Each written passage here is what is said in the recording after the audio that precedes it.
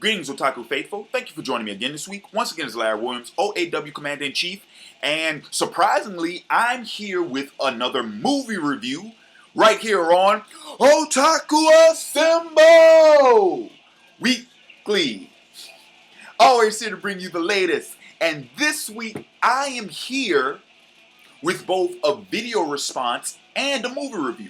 Now, this video is going to be a video response to my man, Hugo Strange, my fellow member of the Rogues Gallery Incorporated. And this is going to be a video response to his review of the 2010 American film Frozen. Let me tell you what happened, okay?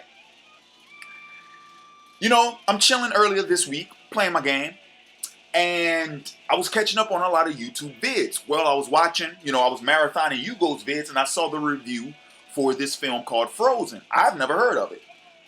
So after I watched the review, I was like, well, it sounds pretty good. By the way, I highly recommend his review.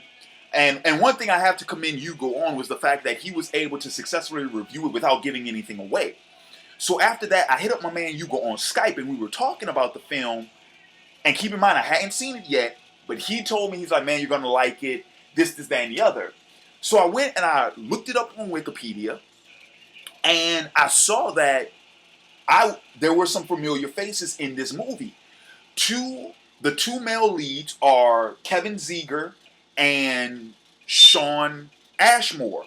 Kevin Zegers, if you all don't know, okay, for any of you guys who might remember Air Bud, the 1996-97 kids movie about the golden retriever who could play basketball, Kevin Zegers was the male lead. He played Josh in that movie. And he's done multiple things since then. Like he's done, you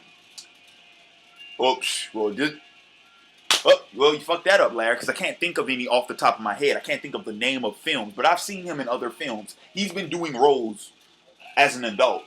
And Shawn Ashmore, you all might remember from the 90s Nickelodeon series Animorphs. Anyone remember those?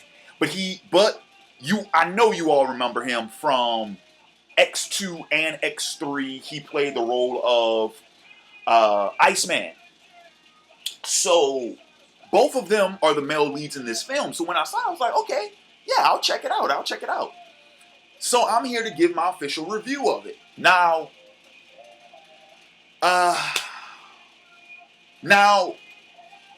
pretty much I'll do this movie review the same way I've done them in the past, where the first half will be non-spoiler, and then the second half will be spoiler territory. And let me go ahead, pull out my little list so that I can keep my format right quick.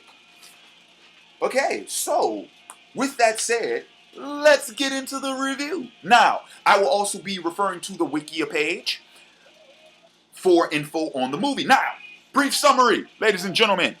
Frozen is a 2010 American film. It's a horror thriller film written and directed by Adam Green, and it stars Kevin Zegers, Shawn Ashmore, and introducing Emma Bell.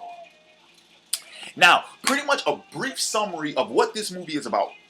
Long story short, 3 teenagers get stranded on a ski lift. Boom! That's it for the most part. 3 teenagers get stranded on a ski lift. And they have to find a way to survive. Now, I know a lot of y'all gonna be like, Larry, what the fuck, man? Seriously? What the fuck? Trust me. Let me finish with the review, okay? Save your opinions until after the review is over. Now, acting. Now, first and foremost, I do have to let you all know that I am biased towards the actors in this film because Kevin Zegers and Shawn Ashmore, I like them. I enjoy their work. They're pretty damn good actors. Well, I don't know about pretty damn good. I mean, Mark Wahlberg is a pretty damn good actor. But they're good actors. They really are. And they played the roles pretty well. I can't knock the acting. No, I can't really knock anyone's acting in this film. However, I can knock the characters. Yes, I can knock the characters. And let me tell you something about the characters. for the most part, the characters... Okay, let me put it to you like this. The characters... Kevin character, Dan, and Emma Bell's character, Parker, they're a very stereotypical couple. They are the quintessential douchebag high school couple for the most part, because Dan's douchebag and Parker is the clingy girlfriend who has to be in every aspect of Dan's life. They're very highly stereotypical. But the reason why I can't really knock those characters is because I personally know people like that. So it's very realistic in that aspect. Because like I said, like, I was watching this film and seeing the way those two act, I was like, holy shit. I know them. But I'm going to tell you, probably my favorite character in this film, and who I think was the breakthrough, was Shawn Ashmore's character of Joe. Because Joe, we find out in the film that Joe is a nerd. Joe is a fucking nerd. But he's a pretty boy.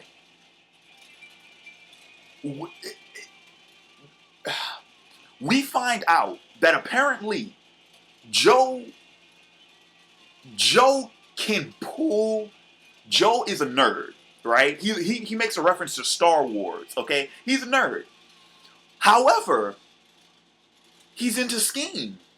So he's athletic, right? Joe apparently can attract females. So he's not antisocial. However, he's never had a girlfriend. Well, no, he's never had a serious relationship. Let me put it to you like that.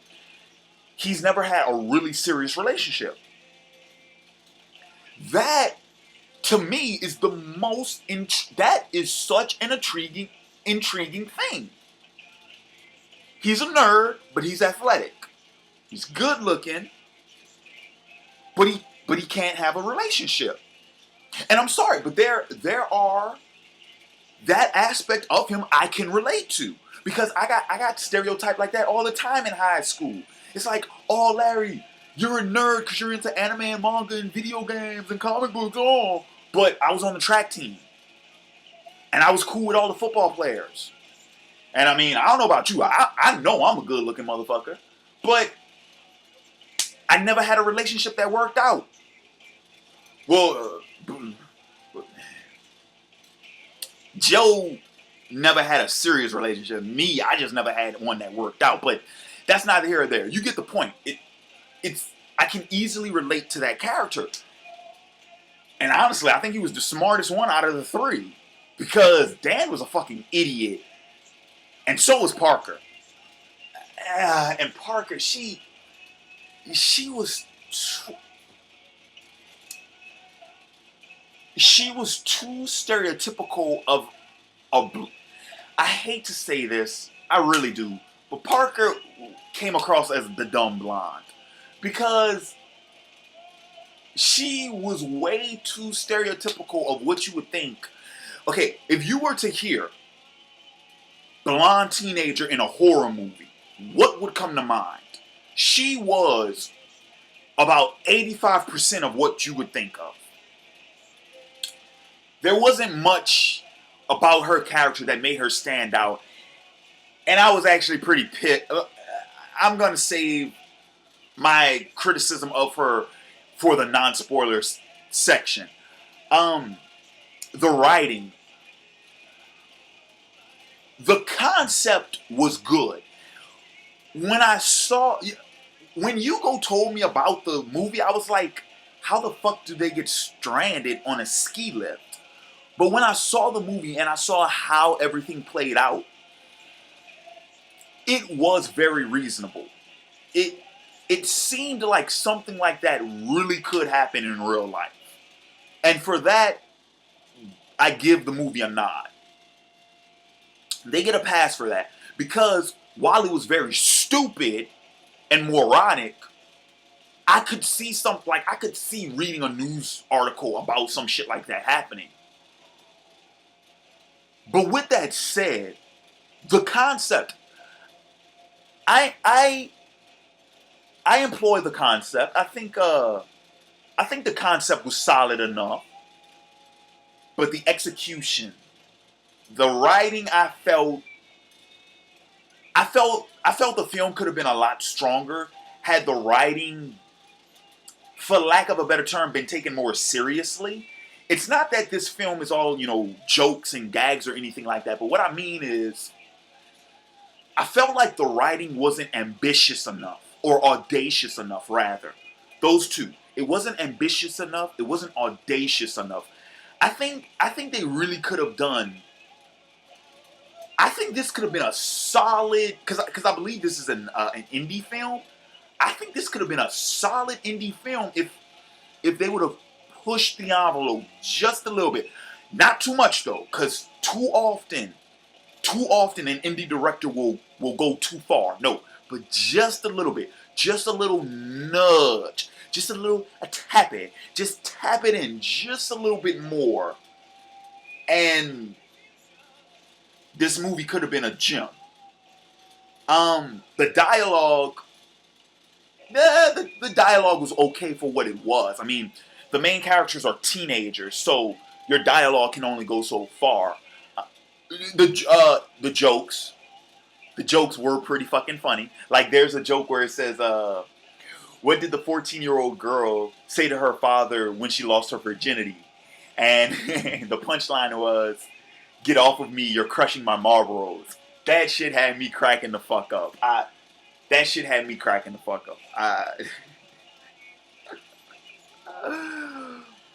Also, though, I do have to the dialogue. Okay, the point of the film when it starts to lead up to the climax, and when we have the conversation between Parker and Shawn, that was probably the best dialogue in the whole film.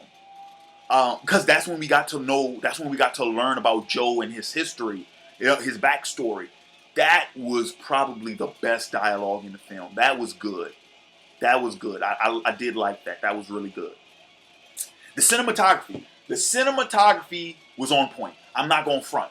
A lot of the film, like I said, the story takes place in New England.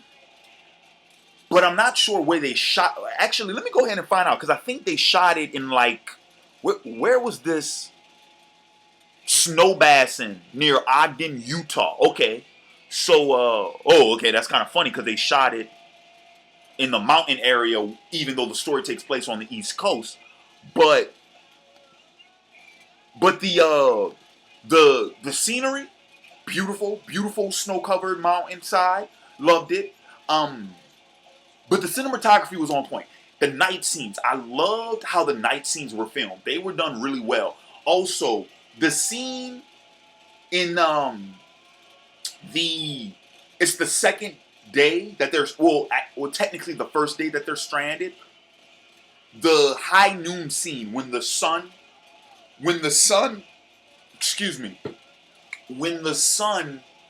rises above the lift, above the bench, and it's kind of hanging over the mountain. I thought that was beautifully shot. Because you have the early morning scene where you could barely see the sun. You could see the light coming from behind the mountain, but the point when the sun is actually sitting above the bench, and that's when Joe makes the comment about, it's like, oh great, first we were gonna freeze to death, now we're gonna get sunburned. That scene I thought was beautifully shot. I loved the way that scene was shot. The music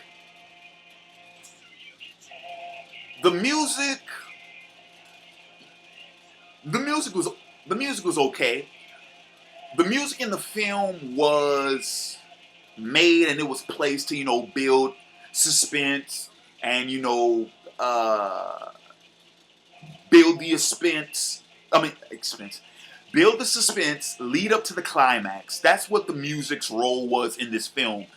I didn't feel like the music was placed in this film as far as, being artistically intriguing or entrancing or beautiful or anything like that. It was just to get the effects of what was occurring in the film across. So for that, I said the music was okay. And my rating, this, after my rating, this is pretty much going to wrap up the spoiler-free part. I'll just go ahead and give you all my rating. I would give this film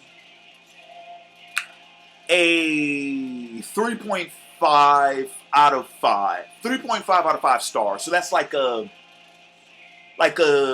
C plus. I'd give it a C plus. Yeah. It's not a great film, but it was a good watch, and it was a nice change of pace. It was a nice change of pace from what I'm accustomed to seeing nowadays. So with that, yeah, it gets a C plus. C plus. C plus. I can't give it a B minus, but a C plus. Yeah. 3.5 out of okay. Nah, 3.5. 3.5. Okay. So now let's get into spoiler territory, okay? And with spoiler territory, I'm going to get into, like I said, when I brought up the character of Parker and my criticism of this character, I couldn't really do it fully without giving away a spoiler. Okay. Parker, for all intents and purposes, with the exception of Dan, because Dan jumps off the fucking bench. But okay. Hear me out. Okay. I was saying, when I was trying to figure out how the fuck this movie was going to go, I was saying, why don't they just jump off the bench? Because the fall won't kill you. You will get hurt, but it won't kill you. And Hugo told me, he's like, well, dude, 50 feet in the air. Okay, a 50-foot fall. That's like, what, 5 stories. Okay. But if you're going to fall 50 feet, someone let me know. Let me know in the comment section what y'all think about this logic. I could be completely fucking wrong. But I would like to think that if you were to fall on your back, kind of like how you would do if you were falling into water. You know, if you're falling into water, the best thing you could do is, well, actually, no, I take that back, because I think on Mythbusters they prove that the best thing you could do is try to get straight when you fall, because belly flop is gonna hurt. And I heard something about if you fall on your back, but they say the thing like if you fall on your back, it'll soften the blow. Well, would that also apply to the ground? Now hold on, hear me out, okay? Because I know 50 feet in the air, hard ground, and the snow, for the most part, isn't going to cushion your blow because a lot of that's frozen over, right? But I would like to think if you were to fall on your back like this, right, that it would kind of reduce the potential damage. Dan didn't do that. Dan fell foot first, and I knew that wasn't gonna work. Okay, you're gonna break your legs like that shit, right? But Dan got really fucked up because his leg came out, his bones came out of his legs. But what I'm saying is, okay, someone with some type of expertise in this area, let me know. Falling on your back, falling like this, spread out, back down, 50 feet, would that help reduce the damage? Like, what would be the damage on that? Would you fuck up your spine? Fuck up your rib cage? Let me know what would happen. Just let me know.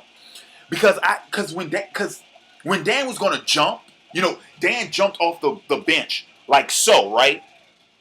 I thought he was just gonna spread out once he fell. No, he just, okay. But getting back to Parker, with the exception of Dan, Parker had to be the dumbest fucking person in the movie. And the reason for that was because a lot of times she did not do what she was told. Dan was telling her stuff, she wouldn't do it. When Joe kept telling her, stop touching your face because of the frostbite, she kept fucking with it. Oh God. Why would you leave your hand uncovered on a goddamn metal railing, on a metal bar, overnight? She was stupid, okay? As far as I'm concerned, she was stupid. And then to find out that she was the one who lived at the end, because I came into this film expecting everyone to die. I did not expect a single one of them to survive. I thought all three of them were going to die. But no, Parker lives. I'm sorry, but that bugged the shit out of me. It really did. And also, another thing that bugged me was the wolves. Now, keep in mind, just so you guys know, I'm a huge fan of wolves. My favorite animal. Favorite in the animal kingdom. Love wolves. Big, huge fan of them. But something about the way the wolves behaved in this film did not sit well with me. I could see the wolves eating Dan, you know? That makes sense to me. What didn't make sense to me was when they went after Joe, because, okay, you had the wolves okay, first off, the way it was filmed, it seemed like the wolves picked up on Joe's scent, because when he started making his way back on that pole, on the line, on the cord, you know, he was bleeding in his hand. So, okay, yeah, wolves can smell that shit. That makes sense to me. But the way they went after him doesn't make sense to me, because, okay, I could see them going after him the first time, right?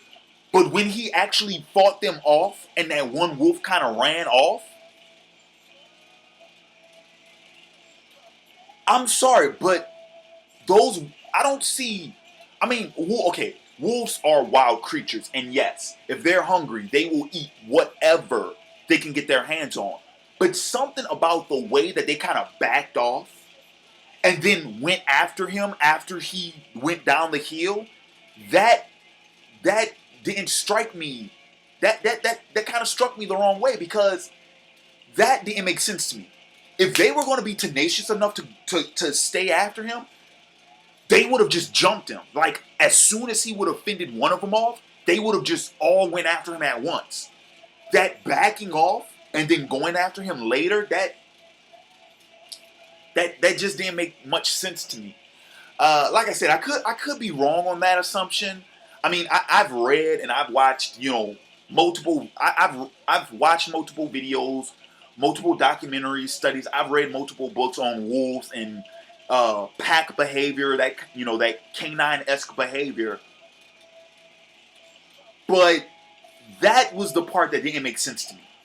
It seems like they would have just attacked Joe there. They wouldn't have backed off and then went after him later.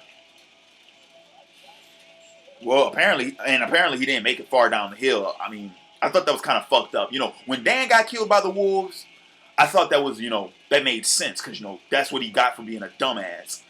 Oh, and also, okay. Oh, this especially. Peep this, okay? They were stranded at a ski resort.